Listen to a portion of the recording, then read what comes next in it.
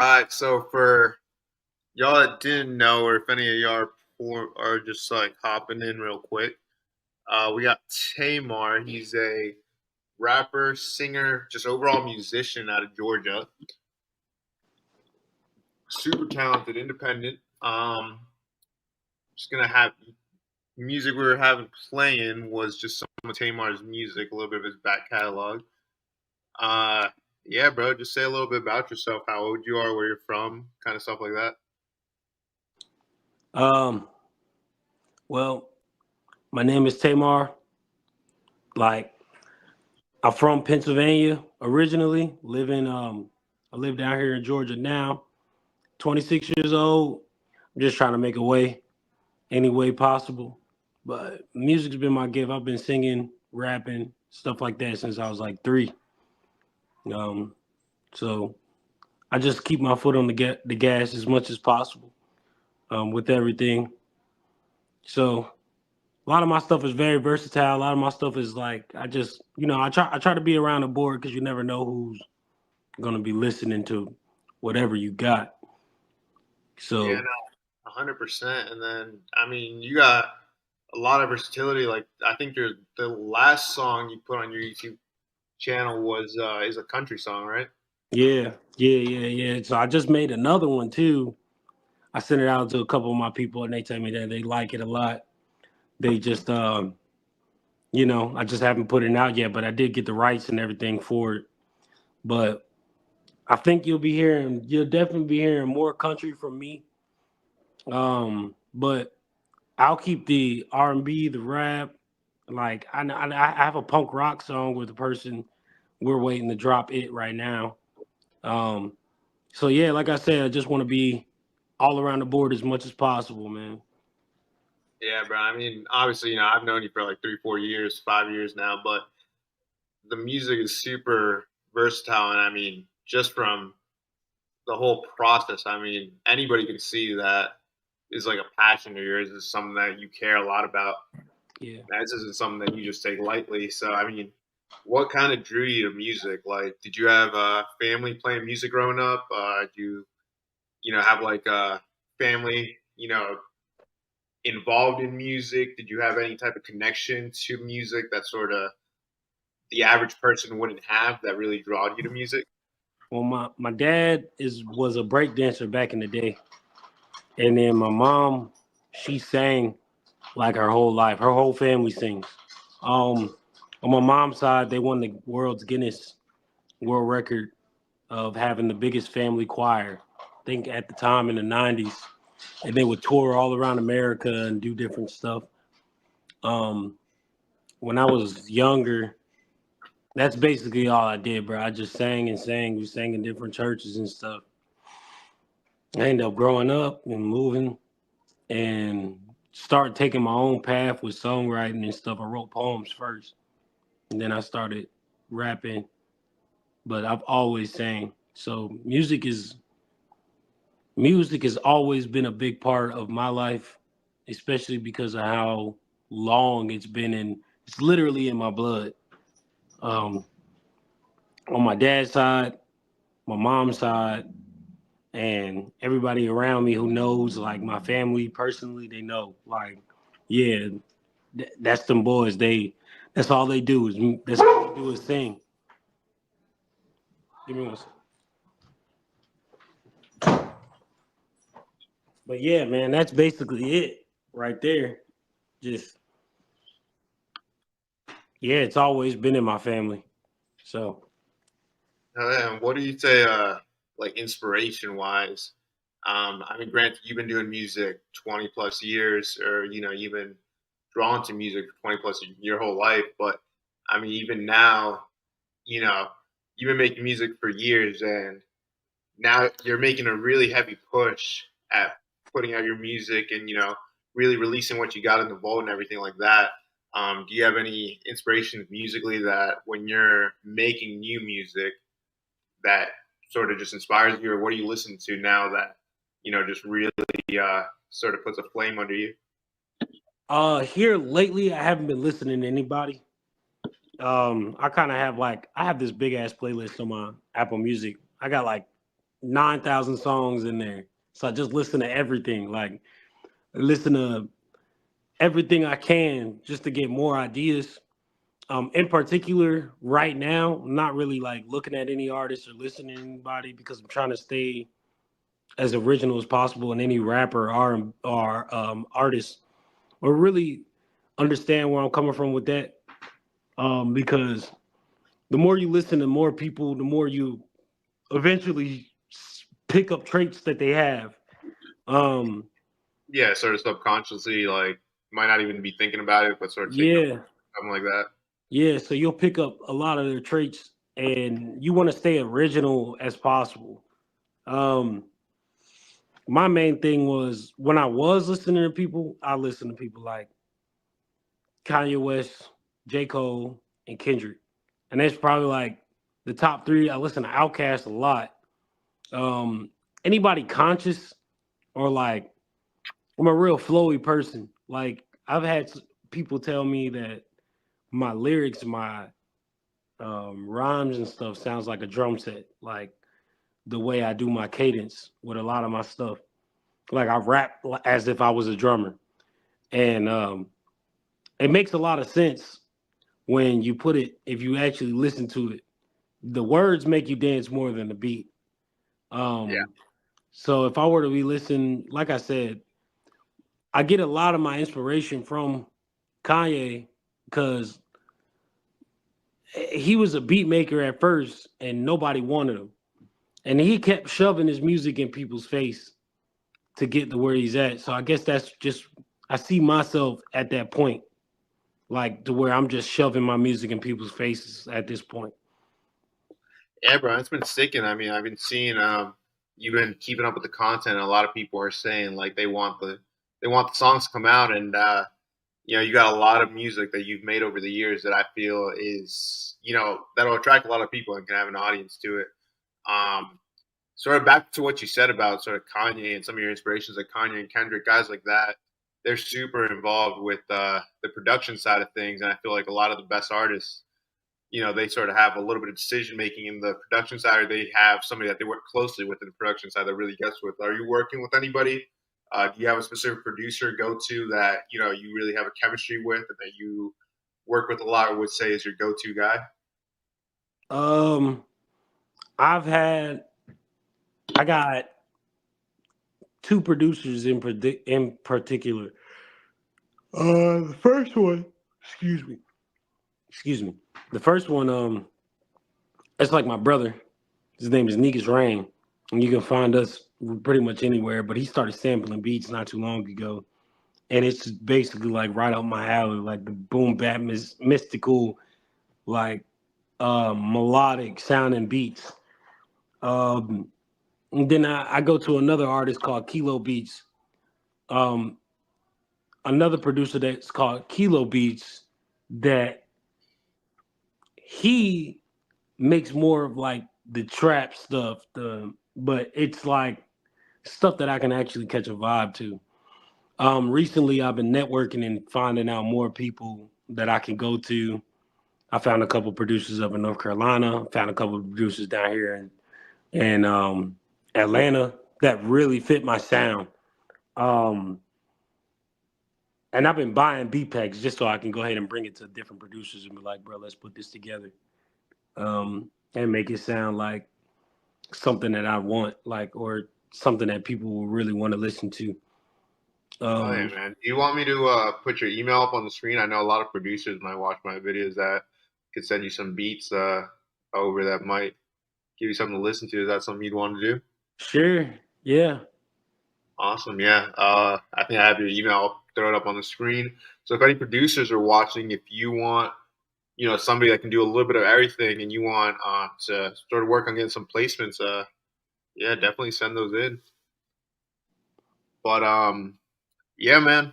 I mean, I definitely hear a lot of like you know just focus in a lot of your newer music, and it sounds like you're really driven to really do something. What's your really goal for 2025? Um, my goal for 2025 is just rack these numbers up.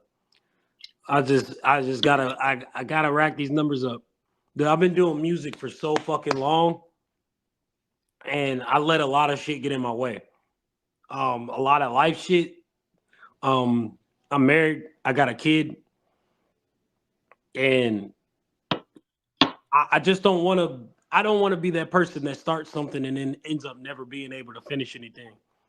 Yeah, looking Um, back and having that regret of never going full force at something yeah, or something like that. Yeah, most of it was me being hurt because a lot of the managers or different people that I was put in front of, they always try to take advantage of my talent. They saw money signs more than my talent. I was signed to a record label at one time. That didn't work out. Um, I've had different managers that put me in front of big people, but that didn't work out because they just these people weren't just they weren't the right people for me. So it kind of discouraged me at a point in time and put me in a place to where I was just like, you know what, fuck it, I don't want to make anything else. I don't want to make no more music, bro. This is it. And then finally, um, probably want to say around October of last year, I started making songs, or the beginning of last year up to October, I started making songs, start putting them together, and my boys was like, bruh, you just keep showing us songs, bro, and I'm tired of like listening to this shit in my notes. Like, just put them bitches out so I can listen to them on Apple Music and they can just play through or put them out. So I finally started thinking. I was like, you know what, fuck it. But if I'm gonna put them out, I'm gonna do everything I can to push it behind it to just make sure that everybody gets to listen. Like, I just want to be heard at this point. I don't give a fuck about the fame. Of course, I give a fuck about some money. Everybody gives a fuck about money. Everybody wants to make money. The beautiful thing about it is trying to make money about the things that you love. So if I can make something if I can make some money off of the things that I love, of course. But I'm never going to be one of those type of people that just wants all the money and just wants to do whatever. Like, I'm looking at it as, let me get started, get my foot in the door, start making my own music how I want to make it. I don't have to listen to nobody, make a little bit of money and actually be able to live off of that. So like, I just want to live basically. Like, I'm tired of going through the shit that I go through and then music just being an outlet. Because I love it so much. Yes, it is a good outlet for me, but it's just sometimes it's not enough. So that's why I try to make different things happen. I try to do different things. I try to move around, try to fucking meet as much people as I can. I'm getting more of my content out online. Um, Pushing a lot of shit on Facebook, like Facebook, Instagram, YouTube, Threads. Um, but one thing I can say is that I've given up too much. So it's about that time that I stop giving up, because once you keep giving up, it's just like, bro, I'm if you're tired of giving up, then you just got to stop starting over. You're tired of starting over, you just got to stop giving up. So I'm at that point. I'm just never going to start over again. You just got to keep it pumping, make as much fans organically, and like do what I love for people, and for people to actually hear my story and relate and be like, damn, this is finally music that motherfuckers ain't dying all the time in. You know what I'm saying? We're not talking about doing all types of drugs, just killing ourselves. You know what I'm saying?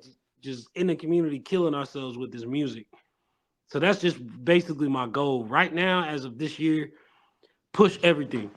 Just push everything I can get, everything I can get the rights to. And I'm willing to work with anybody. But right now, that goal is just to push everything from 2025 to 2026. And next year, I'll start worrying about everything else. 100%, bro. I mean, and it's good to see that you have that perspective because I know I can sort of relate to you on that end of being making YouTube videos. Sometimes you don't see, you'll keep pushing and pushing and pushing, and you don't see the results that you want to see immediately, and it gets discouraging to where you're just like, man, I don't know if this is worth the time or this is worth the money that I'm pouring into it. But Mm-hmm. it's just one of those things. You just keep going, and eventually the numbers start to come in, and things just start to work out. But it's really just a numbers game and about persisting through it. So it's glad, it's good to see that you have that perspective going into this year. And I mean, it looks like you spent a good portion of like the early stages of your career finding out that some people in the music industry can be, a little slimier. People do really anything to get their way or sort of, put you at risk in order to elevate themselves. Is that something that, you're grateful for learning, I guess, before things got too big and to before, more things were at risk and things like that. And going that, you're going the independent route right now. Is that something that you see yourself going, continuing long term, or do you see yourself potentially finding yourself in a partnership if the right one presents itself? Man, I'm gonna be independent as long as I can. The only people that I really signed to, and I think we talked about this the other day, is kind of crazy. But the only people I'm ever signing to is Kendrick Lamar or J. Cole. And I love Kanye, but he got his own thing going on. So I love him as a master artist. I don't think I ever see myself signing with him. Um, and it's no harm or love lost. But I mean, if you probably were to ever ask, I'd probably just ask for like a distribution or just some type of collab that'll help push everything. Because me and him were right up the same alley. Um, but definitely, I see that Kendrick Lamar gives his artists, Kendrick Lamar and J. Cole, they really give their artists like any leeway, any time, anything that they can give them. They give them all the tools just to be creative and produce. And that's what I like. Um, but yeah, man, right now I'm not worried about no major record labels or nothing. Let's just be independent as much as possible. Get everything out the door. Get my foot in another door, and who knows, bro? I'll probably just be independent for the rest of my life. I wouldn't sign anybody because I want to encourage them to be as independent as they would. I do a lot of collabs though. I'd be working with a lot of people just because like I said, I love music so much. So I just work. I want to work with everybody, and it don't matter what you do: punk rock, hard rock, country, rap, R&B, techno, whatever. I'm trying to work with everybody. Like so, yeah. The only Yeah, way I to work mean, with I've seen it everybody, firsthand. I mean, yeah, I've seen you work with people who just, cook up a song, just, I'm right there next to you, cooking up with somebody who might not have experience working with somebody right next to them, and you're just guiding them through that process, and really just shows your love for the music, man. yeah, bro. I just love to fucking do it. Like I've been doing this so long. I've I've done when I was in high school. Um, I've done competitions around the state singing in high school and my senior year. I should have did it every year, but I only did it my senior year. But I started going to all these competitions doing like men's silhouettes, and then we had another one where we sing in a group of three men quartet, and we go to different high schools and fucking sing against people and all types of shit. And the thing with that was it was just like, bro, I can literally get out here and do so much like with my voice. I had to learn Latin pieces. I had to learn, I think, Russian one time, or I think it was just Latin. Um, but classical pieces people don't sing. And I won second in the state because I sung something too soulful. And when you sing in these competitions, you have to be like on point, like on key with everything. Um, but yeah, man, like my whole thing with talking about that was just like it was something that I pulled away from because I felt like people didn't really want to hear that at that point in time. If I were to just keep going, you never know who would have been like, "Ah, bro, that's the one." So, like I said, I've given myself too many excuses. Now I'm finally at that point where I could go through those trials and tribulations. And sometimes it takes you to get older in order to see, like, all you had to do is just keep your foot on the gas. Yeah, 100%. I mean, It's one of those things, bro. We're so young, mid 20s. We still got a lot of time, and I mean, you've taken the time and you put your 10,000 hours into learning about music since you were the age of 2, 3 years old. Yeah.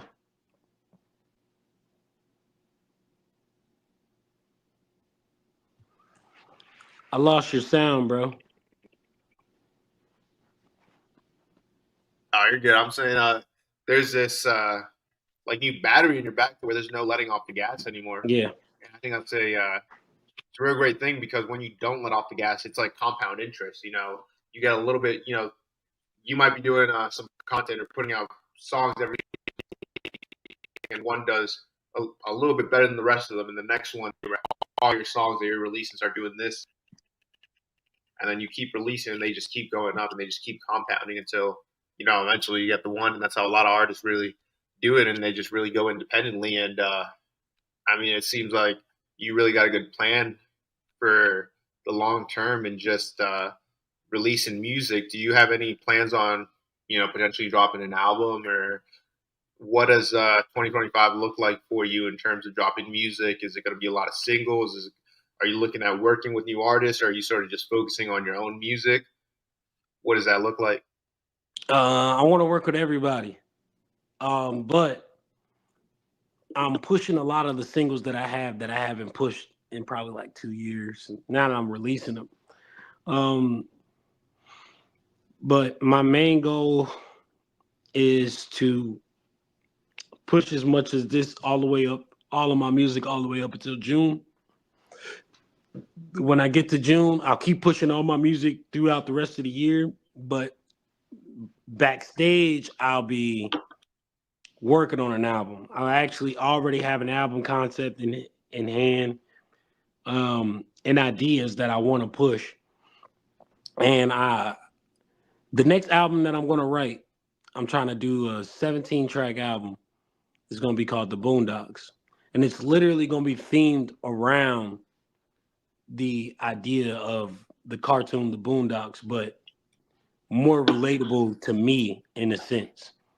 Um, if you ever listen to the Boondocks, man, you listen to a lot of saucy stuff. Like if you listen to the songs that they have, and it's a lot of saucy stuff in there. Like it's good shit in there, bro. Like Yeah, um, and stuff like you'll never think that you'll be able to like move, or never think that like, oh damn, that shit's actually pretty hard, bro. Like that's just my main goal.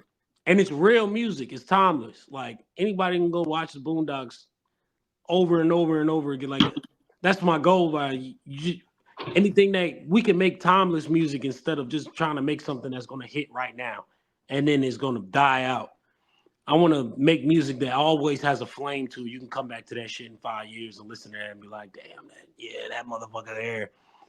So the debut, I want it to be like perfect. But the way to spring up the debut is push all the singles and stuff that I have the right to now. And then I'll be able to put a full produced production, like ready tape out for everybody. oh yeah, that's awesome, bro. And I can talk about that a little more, like your creative process. Do you go into the studio, like with the idea that you're making timeless music and that you're trying to make music that lasts, or do you just sort of go into just how you're feeling and just just sort of speaking your mind on the mic and just sort of going with the flow of things? And also, what inspired? I mean, I imagine you grew up watching the Boondocks, and it was a favorite show of yours. What really inspired you, to go that direction with the album? Um, because everything that they talk about in the Boondocks is real. Just comedically. They learn how to take a true ass story and flip it and make it real. Um, I would like to start taking a lot of true events and making it real, but has a message through music, and not in a comedic way, the way that they used to do it. Um, so that's just there's always a message in ways that you can put things. Of course, there's gonna be times where you can be like funny and stuff like that. when you're a real music head, you want to hear those stories. You want to hear why the government sucks, or you want to hear who's what they're really doing behind the scenes. Like you want to hear that edgy shit that people don't want to talk about. Everybody right now is literally following trends in order to get famous, and it's working. But I would never be. I can't just follow trends to get somewhere because I know that I'm cheating myself authentically. Awesome, bro. And we got Mike in the chat saying what's up. If you got any questions for Tamar, bro, we're interviewing Tamar. He's a talented artist out of Georgia. If you got anything for him, he's a real talented guy. You should check out his music. And if there's anything you want to know about him, man, sure, definitely let us know in the chat. We got some people pouring in, so I mean that's good to see. And yeah, bro, I mean, what really goes into the whole creative process? What really gets you in, like, in the mood to record? Is this something that you really just wake up and you're inspired? Is this something that you feel like you have to go out and really just get some experiences and just do some stuff with the family and stuff like that to get you inspired to write? Or is this something that you're just naturally just inclined to write and just naturally wanting to get in the studio? Um, I don't really know, man. Like when I was in high school, I would write. Like I said, I started out writing poems. And I was really good at like writing poems, like my language arts classes, stuff like that. They would want us to write poems or whatever, and sonnets and shit.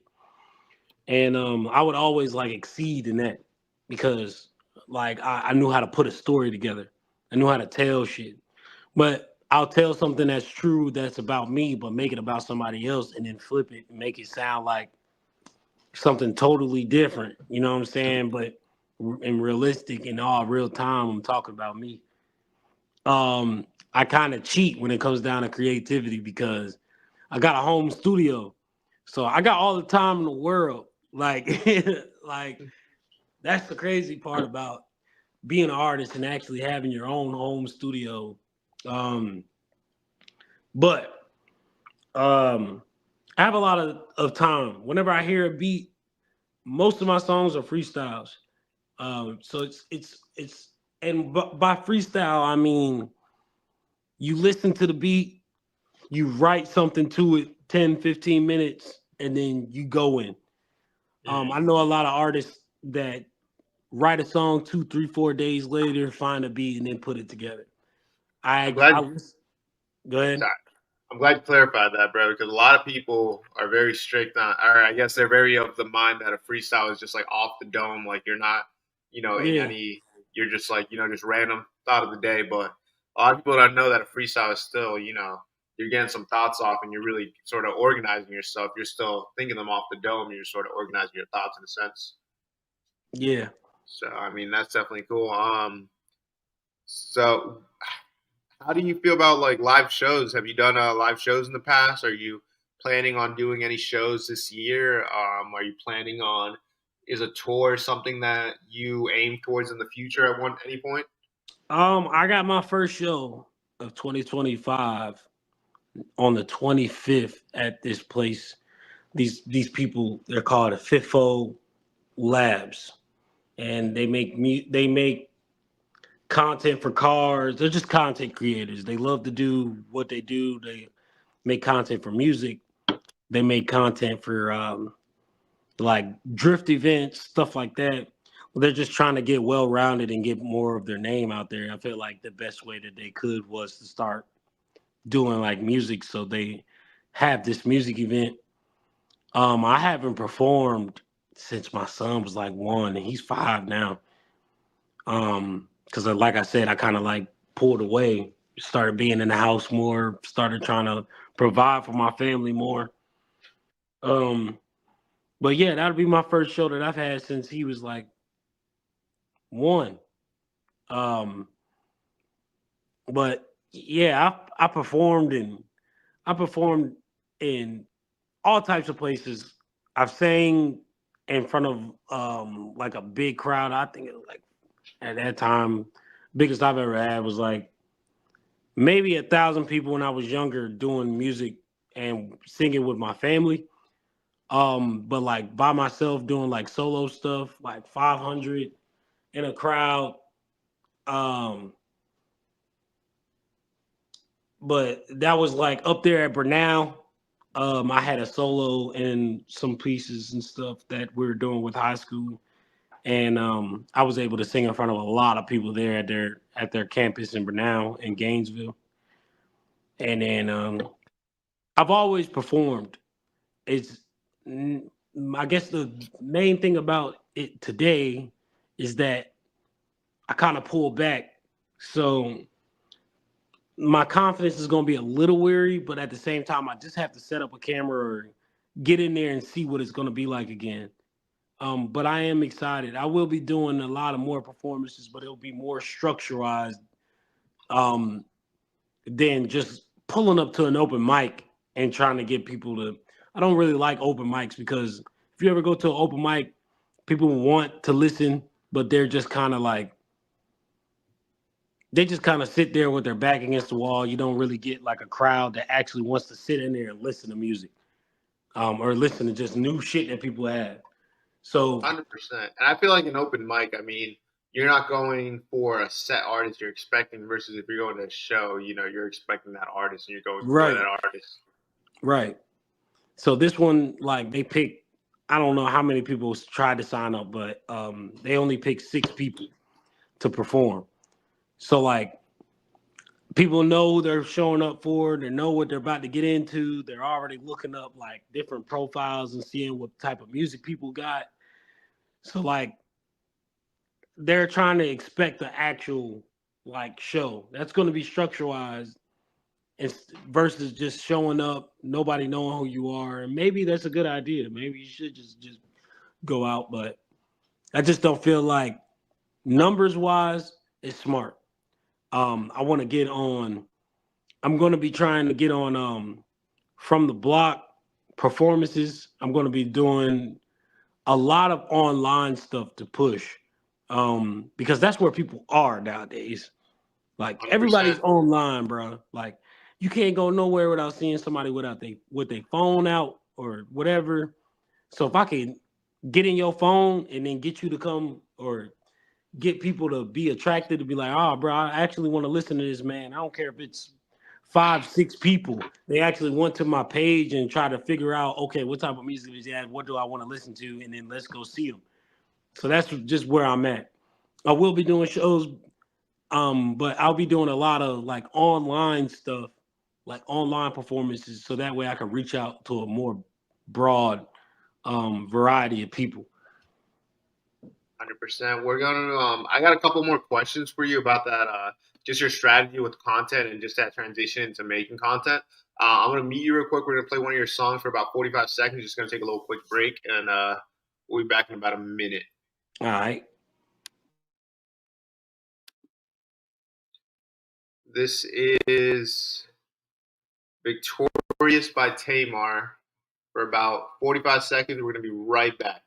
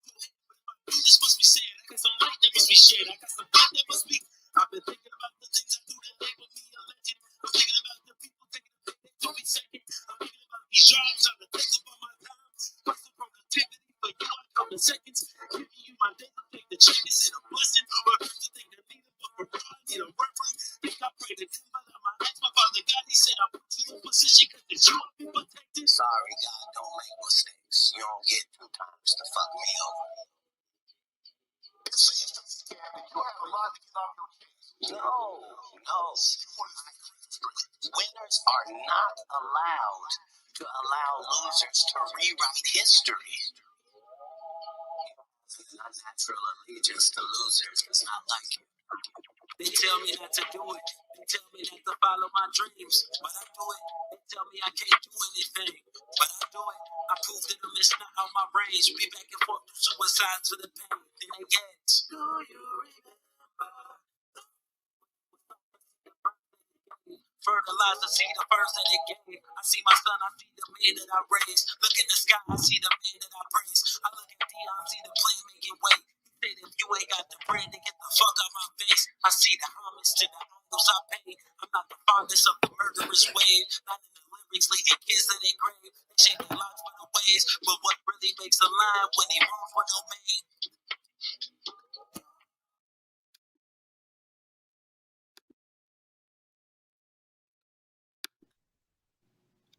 All right, bro. Can you hear me? Yep. Awesome. Yeah, Victorious, bro. That's a really good track. Melodies on there towards the end are, yeah, I really like those. Yeah, so on that track, bro, I got the first in my homeboy I was telling you about, Negus, he made that beat.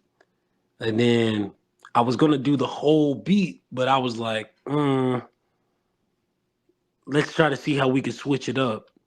I love the trumpets, I love that stuff, I love all the like the I love the brass selection that he Definitely one of those things that just came from with that spirit of wanting to lift each other up and, wanting to make a situation better and things like that. And it just feels like today a lot of the popular, music that gets spread around or that really gets popping is spreading a lot of a negative message, or people are really looking for a lot of shock value in a track. But you have songs like where you're just spreading a positive message and, talking about wanting to see, people that you may not even know want to, see their kids' graduation and things like this and just, want to grow old. And I mean, it's a good message to spread, and it just feels like it's not really one that's spread too much nowadays within, right. the artists that really have that platform to spread that message. Bruh, all these young kids are dying. All these there's I don't know like how many little cousins up north that I've lost just from guns, drugs, you know what I'm saying, dumb shit that's happening in the street. It's all in the stuff that you fucking listen to. Whatever you listening to, you're accepting into your soul, bro. And you start affirming half of this shit. Like you start affirming some of the shit that people don't ever actually. You start affirming shit that you shouldn't be affirming. And affirmation is a big thing, especially with music. People have to understand that music was already the devil's tool. So in order to affirm, in order to affirm um, correctly, or what does it say, positive in a positive way, you have to start talking about shit that actually lifts people.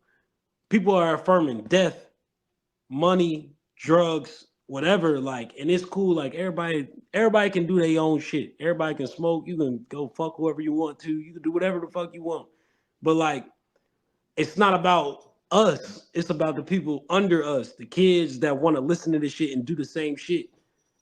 That's why they got the whole category YNs. They looking at these all these little kids, you know what I'm saying, doing crazy ass shit. And it's all the shit that they hear in the music just because somebody wanted to be famous. It's about that time to change that narrative, especially about rap. 100%. And do you feel like that's a message that today a lot of people see as you're trying to spread that as corny. A lot of people see, just a positive message. They just won't even give it the time of day. Do you feel that, just being somebody that you've really had to work for everything you've had as a person and, now being a father, do you feel like that's something that's really shifted your perspective? Hell yeah. Cause I knew how I used to be when I was younger. Man, man, I knew how I was being a teenager. I knew how I was being like, you know what I'm saying, first turning 21. I know how it is, like about all that shit, but it's just like, man, if I wasn't the person that sat and listened to everything, and wasn't just the person who just sat and listened to one genre of music. I like I know my path and what everything that I've done. So I'm not gonna say I was a saint because I was no saint. I did whatever the fuck I wanted to do, and nobody could tell me otherwise, especially as a teenager. But let's just say if I was a teenager today, man, like I'd be out there compared to how I was because I was able to surround myself with good music, Luther Vandross, different people like that, Stevie Wonder. Like my dad was a big music head, so like he'll, hey man, listen to this song. This song came out in the '70s, or this song came out in the '80s, and let's listen to this. Or when you're sad or whatever like that, you need to watch who the fuck you're listening to. That's like, what do you think about? My dad was the one who introduced me to Guns N' Roses. And I never would have thought because if you ever like were to meet my dad, he's real deal, like up north, New York motherfucker. Like he was like, man, when I was younger, I used to listen to these motherfuckers all the time. I remember being like 14 maybe, and he was showing me all the Guns N' Roses albums, and he was showing me the Jimi Hendrix albums and Journey and all different type of shit. And you would never think that he listened to that shit just because the type of person he was. But me being able to listen to that, I've had a lot of people tell me like, bro, turn that motherfucking shit off. But like, bro, it was so different listening to that shit compared to listening to some of the shit that these niggas are making today because it's almost like I said, it's leading everybody to destruction. Like you don't really hear too many the R&B is starting to get that rate where we're able to talk about more toxicity in relationships. But you don't really hear like too many damn country songs or like punk rock songs saying let's do all this, let's put switches on our guns, let's kill each other, let's you don't hear these people driving their youth into the ground really, and a lot of this other music that people got, everything else is like uplifting and more, you know what I'm saying. I think we are the only people that make music that has been so destructive that you can actually see the results in the street. And everybody who wants to be a rapper wants to be a murderer. Like we praise King Von, like, bro. And that is like at the end of the day, that motherfucker was a murderer, bro. Like he made great music. Can't take his talent from him. But Yeah, but I mean, at the end of the day, that was Satan's strongest soldier. bro, I'm trying to tell you, bro. You really got to look at all the cases and all the shit that he's actually been through. Like, bro, that was a real life fucking demon walking the earth, killing No, people. Didn't give a fuck. it's crazy because it's a lot of things. Like, I mean, I feel like we're in a time where a lot of artists can get away with you know hitting a woman, or not looking after their kids, or not even knowing what their kids look like, or not Right. even or just doing all these kind of things. And people are like, oh, but he made this album. This album was good though. I'm gonna still listen to the music, separate the art from the music. But when you look at other genres, and it's not like that. You have an artist who did such and such, and in the country genre per se, and then everybody's just like, all right, Oh, let's not listen to him anymore. we're gonna Um, shit shame his ass. It's like a blacklist almost, like a no fly zone type yeah, shit. exactly. I mean, you don't want to name any, like, there's countless of examples, and you want to name anybody by name, but it just feels like a lot of things get looked over, and there's a lot of separation from the music, from the actual person, which, don't get me wrong, in some cases is, whatever, is good, for whatever reason, but at the same time, you can't really expect the music from somebody who just has bad energy around them to make any music that's going to be good, beneficial to your, mental or anything like that.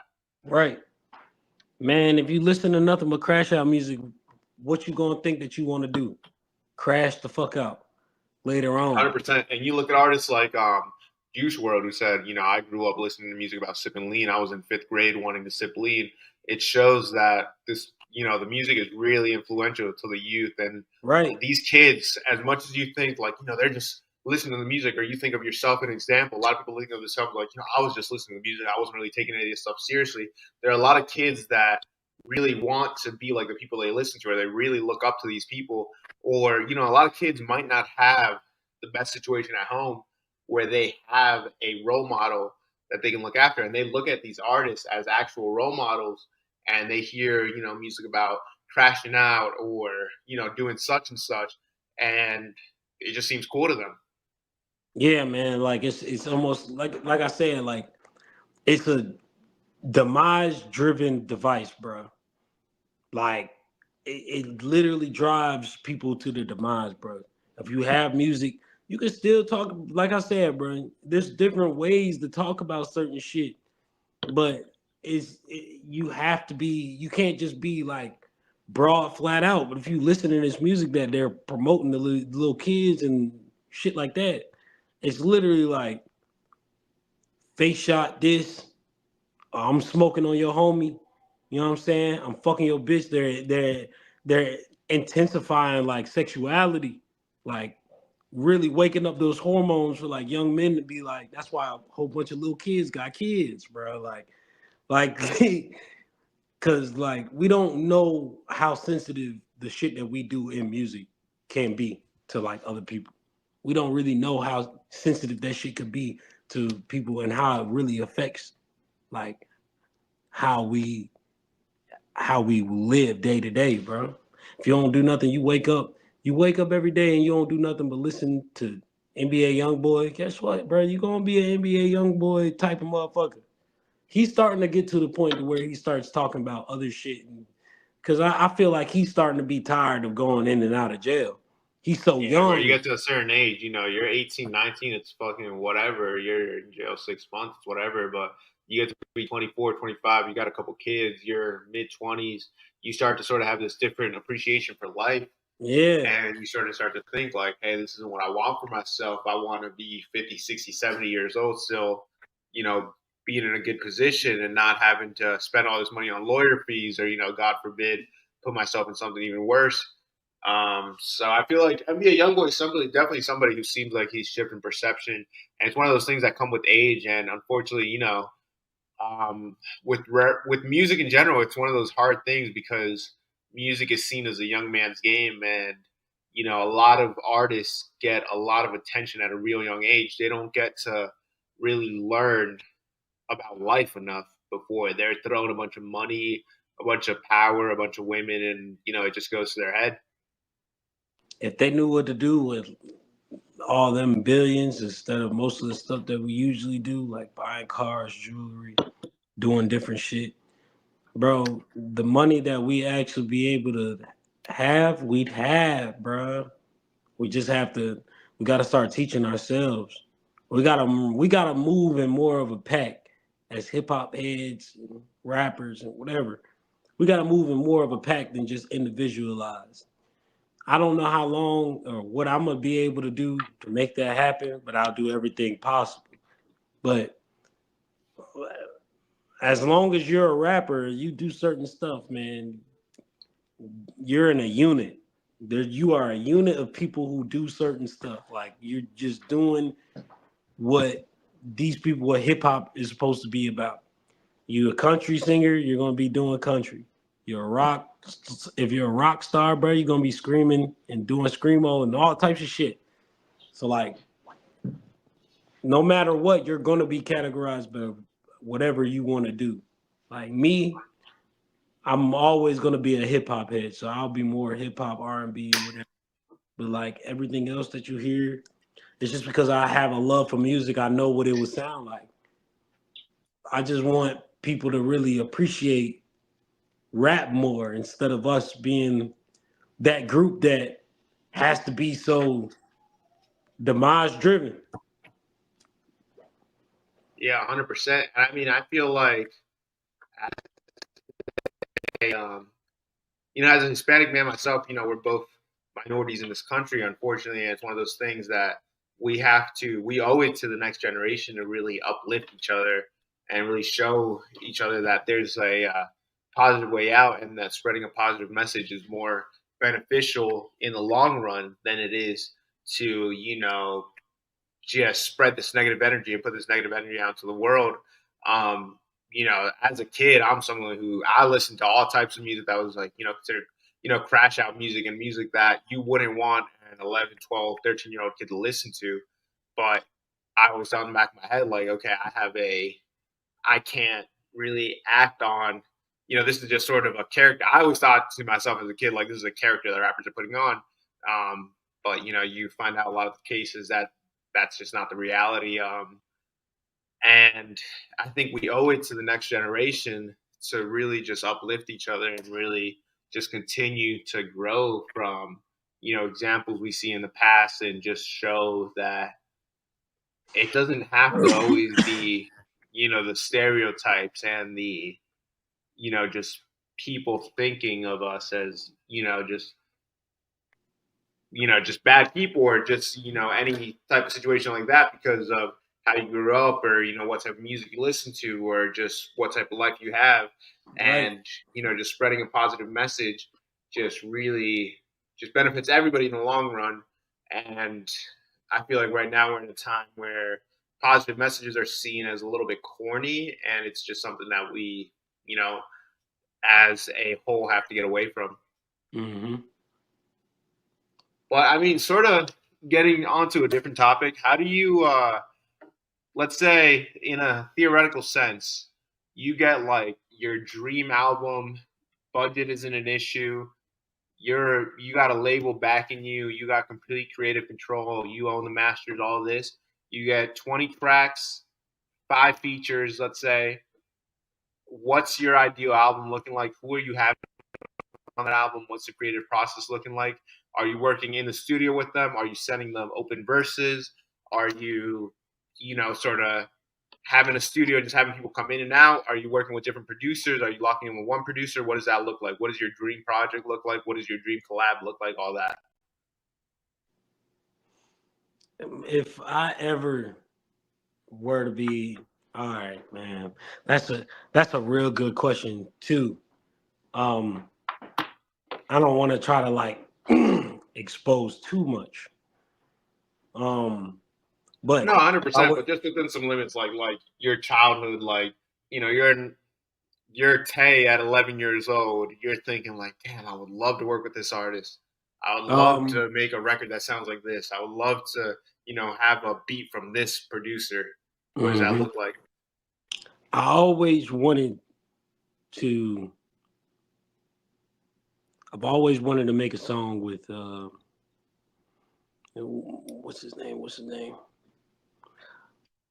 I've always wanted to make a song with like college dropout Kanye.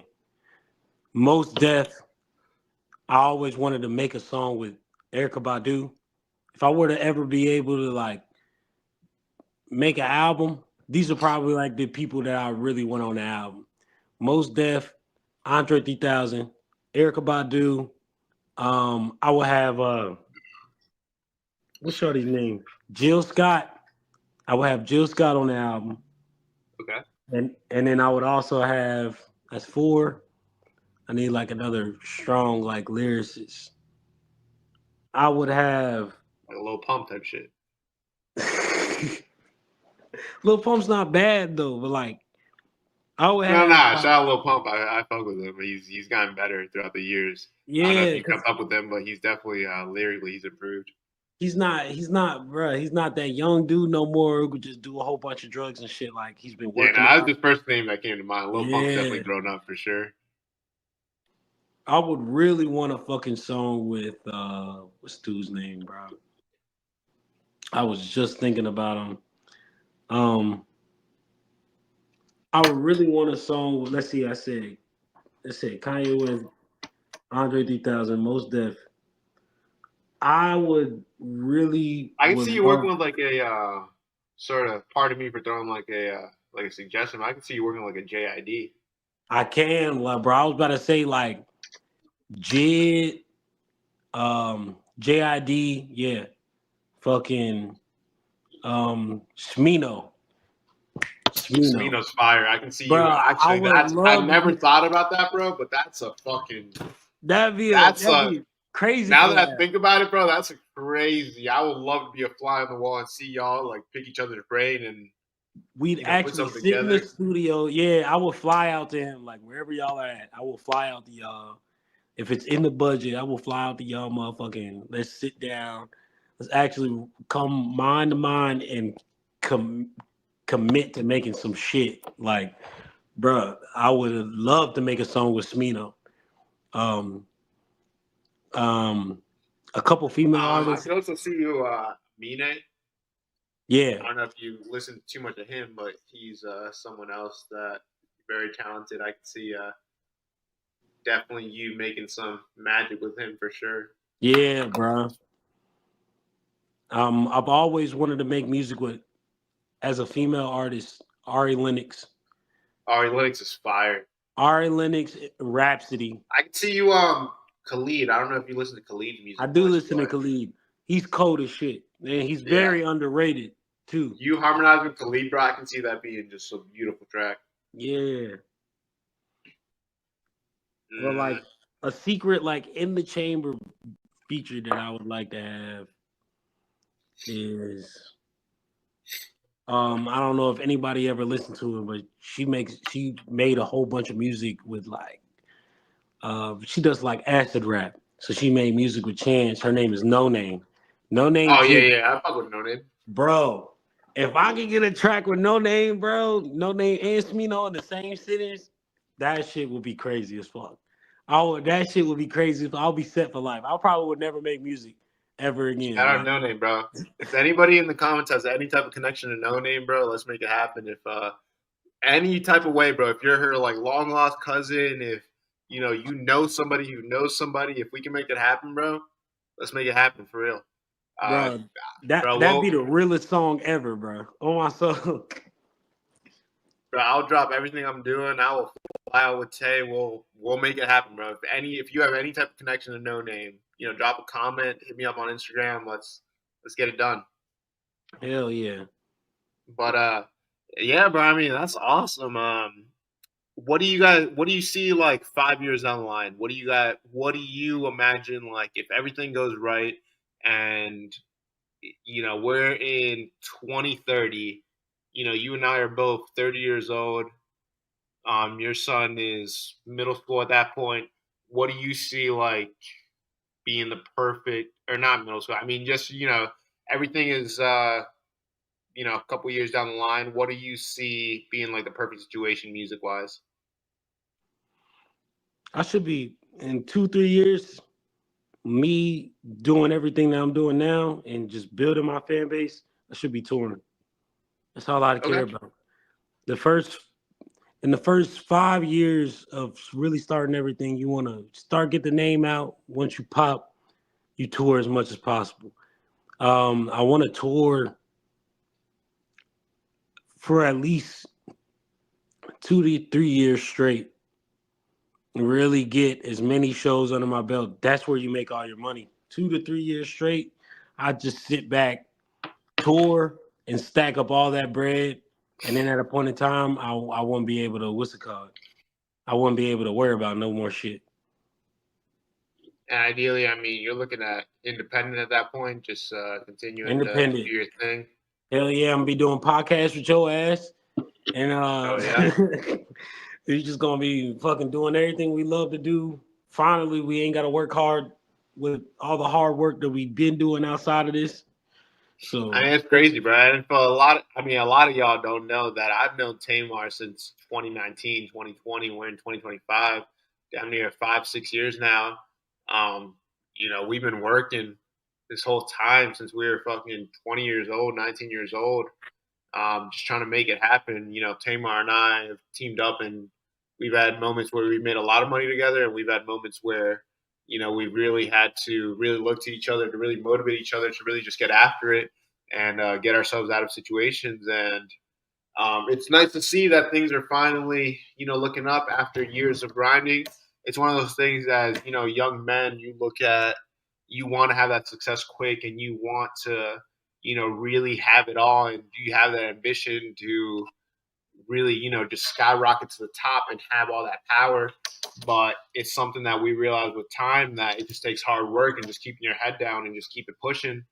We've been doing this shit 5-6 years now, Mm-hmm. and it's just something that the fruits of our labor are finally starting to kick in, and it's just a great thing to see. It's one of those things that I'm glad that we were patient. I'm glad that we're able to be humble, and anytime that we did see a little bit of success, we didn't let it get to our head. We've had times where we've made money, and our first thought was, let's go ahead and reinvest it. Let's go ahead and get more material, get more supplies, get more marketing, and let's just go ahead and keep growing from here. Tay and I have never been people to like make a little bit of money and be like, all right, let's go spend it. Let's go have a nice dinner. We've always been the type, if we make any type of really benefit from whatever we're doing, we're just going to reinvest it and continue to keep growing what we're building on, and just really try Mm-hmm. to build something special for both our families. Because I mean, at the end of the day, we're both in our mid-20s, and we want to look back at things 10 years down the line and just be like, all right, we followed the right path and we really stuck true to what we've been wanting to build. And I mean, yeah, it's all coming together, and everything's just looking up. So it's really been a great thing to watch you as an artist grow, bro, and just watch both of us just grow as men and just really stay true to this vision we've had 5 years ago, and now it's things are really coming together and everything. Yeah, bro. I'm proud of you, bro. I see your shit. It motivates me. You see my shit. It motivates you. Like, I'm just happy that we can actually like feed off of each other. And that's the only type of team that you really need. You just need people that you be able to feed off. 100%, bro. And I mean, I'm glad I had you as the first guest on here. If there's anything you had to say to anybody who's 14, 15 watching this that is aspiring to be a rapper, is aspiring to be a singer, is aspiring to be just an artist in general, or maybe a content creator, I mean, what would you tell them? What message do you have for them? And what would you tell them to, as like a 10-year goal, what would you tell them to, just pursue over the next 5, 6, 7, 8, 9, 10 years? If you ain't got no kids and you ain't out here doing whatever, bro, do what you want. Like, do whatever it is and motivate yourself to follow your dreams. And it's so fucking cliche, but bro, if you keep your foot on the gas, you won't have to worry about nothing. Keep doing it. Keep posting. Keep getting in these people's faces. Keep doing all this shit. It's gonna work. I'm right in the middle of the process now. I'm no big artist, but I will be one day. I'm gonna affirm it. But faith without work is dead. I always remember that. Faith without work is 100%, dead. bro. And it's one of those things. I mean, as soon as that one big hit record comes, everybody's gonna be coming back to this interview and be like, "Let me see where he started." Hmm. And you're gonna look back at this in 5 years and just be like, "Damn, I've grown a lot as an artist. I've grown a lot as a musician. I've grown a lot as a man." And I mean, it's great to see. What do you have coming soon in the next month that just anybody watching a couple days from now or like a week from now can be looking forward to if anybody wants to check you out? Um, um, Not right now. I will be releasing. Everybody keeps asking me. I will be releasing Family and Money. The I mean not Family and Money. Uh I will be It's that one releasing. record that's got like a little bit of bounce to it. Yeah, Yeah, yeah, that one yeah. record. It's called Working and Praying. Okay, And okay, yeah. People have been uh waiting on that record, bro. I posted that on my shorts, and people are asking, "Hey, what is this? I need this." yeah, bro. I'm about to release it. I'm gonna release it next weekend. Um I had to juggle a couple of things, but that will be out for everybody to listen to next weekend. Okay, awesome. Hell yeah, bro. I'm gonna make sure next video we got that linked in the bio. If you're checking this out a week from now on the what's today on the 25th or on, this record Mhm. should be out. It'll be in the description. It'll be the top link, so you can check it out. This is a fire record. This is one that I feel like Tamar's had in the vault for a good bit of time now, right? Mm-hmm. And I mean, this is a special record. I feel like this is one that's just, is one that you can mix into any big Spotify playlist, and this is just fits right in. This was an awesome record. And just a lot of music that you have coming out, bro. I feel like has a lot of potential, and what I can tell you, you have a lot of music coming out this year in terms of singles and stuff like that. Yeah. More singles will be this year. I'm just really releasing all of my older songs um that I actually have all the rights and stuff like that too. But all my older songs that I feel like are the best ones. I'm sitting on a lot of music, so I've been going through all of them, just listening to and seeing which ones I can put out. And then as of right now, you'll just be hearing singles after singles, but you'll be seeing more videos and more videos, reels, and all types of stuff just to see that it's circulating. So y'all just follow me. You'll find me on YouTube. You can find me on Apple Music. You can find me on Spotify, Desert, what is it? The Heart Radio. I think I got a thing on Pandora now. I'm on like 150 platforms. So we're just doing everything big. You can listen to me on pretty much anything now. Um, I'm gonna have all of that in the description. I'm having Spotify, Apple Music, the main, Amazon Music, the main YouTube, the main things people listen to, all in the mhm. description. Um, Also, I am going to, just follow up, bro. Let's follow up at the end of the year and just see where we've gone and everything like that, and sort of touch base on this interview. I know Tamar's got a lot of things coming this year. I know that just a lot of growth is coming this year, bro.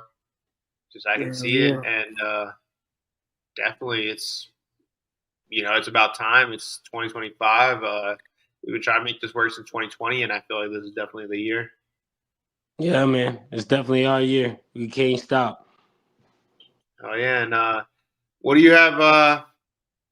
Just for anybody that's wanting to find you on social media, Instagram, YouTube, like what are your social stuff like that? I'll have them in the description. But if you want to say those or anything, or if you have like a song that you would recommend for anybody to listen to as a first song to check you out, anything like that. Um,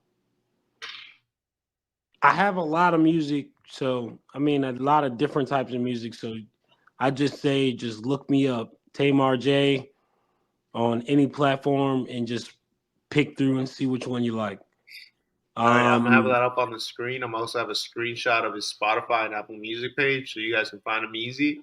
Link to his Spotify and link to his Apple Music are also gonna be in the description. Definitely just check out the music, bro. Anything you like, add it to your playlist, share it with a friend. It benefits a lot. I mean, 2025, we really want to support our independent artists. You see that record labels just aren't getting any friendlier. You see the Drake, as much as Drake is getting a lot of flack. He lost that whole beef with Kendrick and everything. You see the whole lawsuit he's got going on with UMG. I mean, these record labels just, you want to support your independent artists, bro, in any way you can, especially the talented ones. You want to, if you're listening to this, you really want to make sure that the independent artists are really benefiting, especially the talented ones, because a lot of things get overlooked by the machine of the music industry, where they're just putting a lot of marketing dollars into artists that might not even deserve to shine. If I'm being honest, that they're getting and the money backed by them. There's a lot of talented independent artists that just don't have the money behind them of a label, and things like that, that just have a lot of genuine talent that you should check out. And I really think that Tamar is one of them. I think that Tamar is going to be really far in the next 5 years. And, just as your friend, bro, I'm really, honored to be by your side. And I'm really excited to see where you go for the next 5 years. mhm. Um, yeah, it's going to be really exciting, man. I'm proud of you, bro. I'm gonna be right next to you, bro. Real shit. You watch and see. Yeah, bro. It's been an awesome first interview. We'll touch base at the end of the year. It'll be awesome to see how much we both grown and everything. Hmm. Do you have any like final words, anything like that? Nah, not really, man. Everybody just have a good night. Like I said, just listen, listen, listen. I'll keep producing for y'all. Keep pumping out the music. I want everybody to just be safe. And yeah, man. Let's start a let's start a thing together. Let's be my number one fans, bro. Let's start something together, man. Awesome. We'll touch base at the end of the year, and anything that Tamar got going on, if he does a performance or anything, I'll be right there, and I'll make sure that it's on the channel, and you guys will see anything that Tamar got going on throughout the year. It'll be exciting to see, bro. I see Tamar going really far, and you guys are gonna be right there. You guys are really gonna be the first to see that real music can really shine through without the backing of a label, and yeah, man, it's a really cool thing to see. Yeah.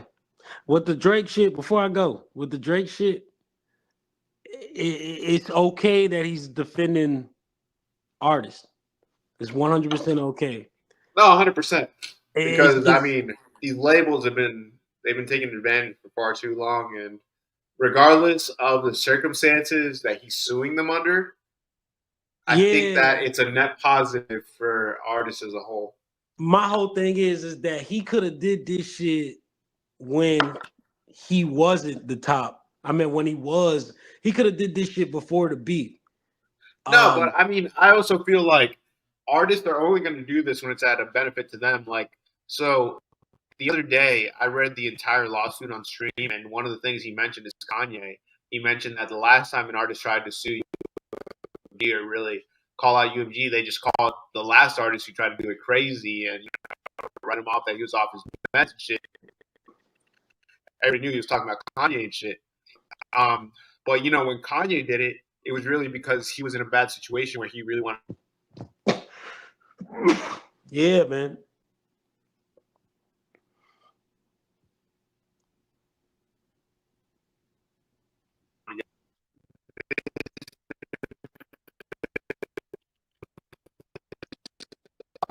And if it benefits, Right. Yeah, bro. Cause it's just one of those things, bro. Like now, like I said, like but that's back a to the net. point. I mean, that's just an outside perspective. If Drake, sorry, yeah, go ahead. If look, I agree with that 100%.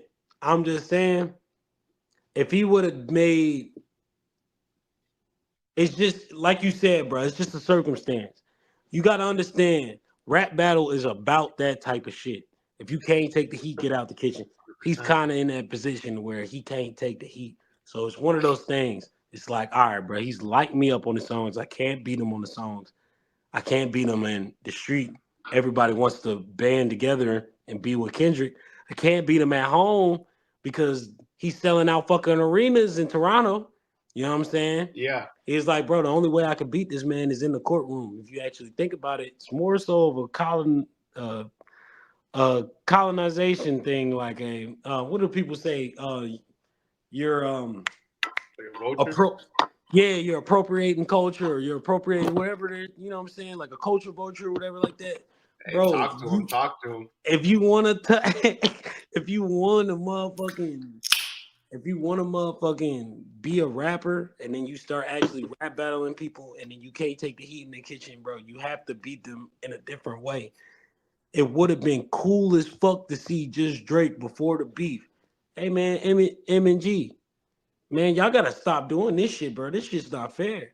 It's the fact that he started losing that only made it seem like, oh, bro, this shit's not fair because he paid for whatever on Not Like Us, bro. Just take the No, hundred L. percent. And he's saying that they boosted not like a streams, but at the same time, like you said, it would have been cool to see Drake come out with this before the beef because, I mean, He would have we're been sort more of of a playing dumb if we're thinking that Drake didn't benefit off that shit too. You don't think that UMG, boosted the streams for God's plan or hell Nice yeah. for That's what I'm what? saying.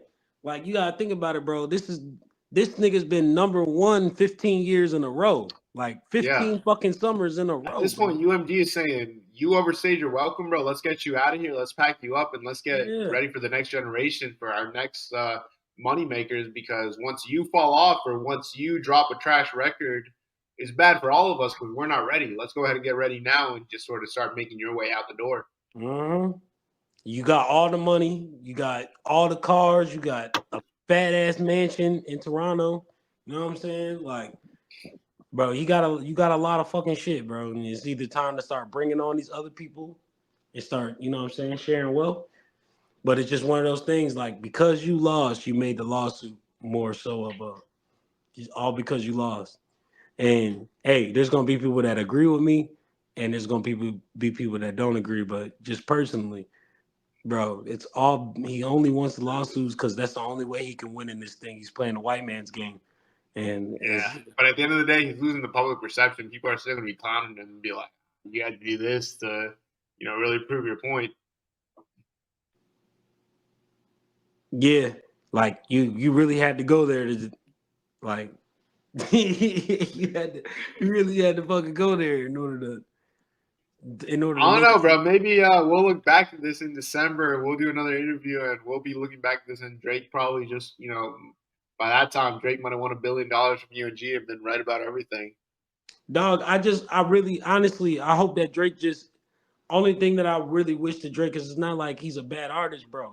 Drake is an artist, bro. He ain't no rapper, bro. You know what I'm No, he's a saying? student of the game for sure. He knows a lot of rap history. He knows a lot of music theory. He's Yeah. definitely somebody that a lot of people don't give him enough credit for really the amount of history he knows about hip hop and the amount of time he's really put into studying the genre. And bro, he knows a lot more than people give him credit for. Yeah, bro. He's naturally, and my whole thing is like he's an actual like I said, he's an actual artist. He could do many genres, bro. When you put yourself in one slot, and then you go after people whose actually only thing that they do is that one thing, they're already, you know what I'm saying, gonna be on top of you, bro. Kendrick Lamar's been rapping since, you know what I'm saying? He's only been rapping since I don't know when. You know what It's I'm like saying? 09. Yeah, bro. Facts, Like yeah. he's only been rapping. You gotta think about it. Drake's been in Degrassi, singing, rapping, reggae, London music. He does a whole bunch of different shit. So you Talking can't about knock him. teens, yeah. Yeah, you can't knock him as an actual artist in particular. But you know what I'm saying, nigga, you actually went against a rapper, bro. Like, and when he start coming at you, you started feeling like, all right, bro, look, I'm actually losing this playing field. I really hope that Drake walks out of this and be like, you know what? I'm just gonna take my L. Let's just keep making the songs that I've been making because they gonna hit, bro. You got millions of fucking Yeah. fans. Like they gonna hit. Just keep making the songs that you've been making. Leave the beef Nah, I shit feel like alone. Drake's just got to take this on the chin, and yeah, like you said, just keep it Yeah. pushing because right now, the more he keeps dragging this out, the more people are gonna just sort of be clowning you for it, and the harder it's gonna be to get away from it. If you just sort of walk away from it now and just keep dropping your music, knowing that you can drop #1 hits, and people will forget all about this. But if you're dragging this out, it's gonna be harder to get away from this situation in the long term. Right. My man stopped dropping music. I haven't heard him drop a song since this shit happened. Like because And he's people been want him dropping to. good music before that, bro. That Red, Yeah. Blue, Green, that shit was a hit. That Circadian Rhythm, that was a hit. No Face. Mm-hmm. Like, And then he's the got good features, records. even the features that he had with people, bro. Like he had some good ass features, bro. Like, Yeah. He had the but Camila he, Cabello song that could have done numbers, but I think, just the label probably isn't back fucking with him right now because of the whole situation. yeah, and then him beefing with them, he got a lot of underlying problems with a lot of people, like a lot of people that because there ain't no reason why 15, 16 people. I look at it like it's like a SA case, bro. Like motherfuckers go to court and then the millions of girls come and be like, yeah, he did this to me, blah blah blah. This time, it's the same thing with Drake. Oh Oh, well, yeah. hey, one person said, man, Drake did me wrong. Now everybody's coming out of the woodwork saying Drake it ain't shit because he took my girl at this time and did this, whatever. Like that's the only reason why. Like, bro, just step away from all this bullshit because you already know how this shit go. Like. You step away from all this bullshit, keep doing you, keep rapping, and then keep singing and doing all this extra shit with all these people. Make good music. You ain't never gonna have to worry about the rest of the shit. Hey. But Hell yeah. But hell yeah, bro. It's been a good stream. We've been on this interview for about an hour and a half. I think we're at a decent time. I'm going to cut it to a break, play a little bit of your music for about a 2-minute break. And yeah, I have this interview posted to YouTube tomorrow. All of Tamar's links are going to be in the description. Y'all should definitely check this out. Y'all are going to want to check them out early, bro. You do not want to hop on hop on the music late, end of the year type shit. You want to hop on there early, be one of the first people to, say that you discovered a talented artist real early. You don't want to be late to the wave. That's all I'm gonna say. And anybody that helps support, man, trust me, I'm blessing everybody. Trust me, because there's enough money out here for everybody. We blessing everybody. So there's one thing that Tamar and I have learned in the past 5 years is that there's room for everybody to eat. 100%. 100%. All right, bro. It was nice talking to you for this past, hour and a half, 2 hours. Good shit. This interview, I think went really well. I think it's going to show a lot. It's going to introduce a lot of people to your music, and I think a lot of people are going to look back at this interview and be like, I'm really happy that I checked Tamar's music out. Yes, sir, man. Thank you, man. Thank you Awesome, for having me. Oh yeah, I'll talk to you tomorrow, bro. And it's been nice talking to you. All right, bro. Y'all take it easy. Oh yeah, bro. Be safe. Yes, you too. Oh yeah. See you. All right. I'm gonna take a 2-minute break.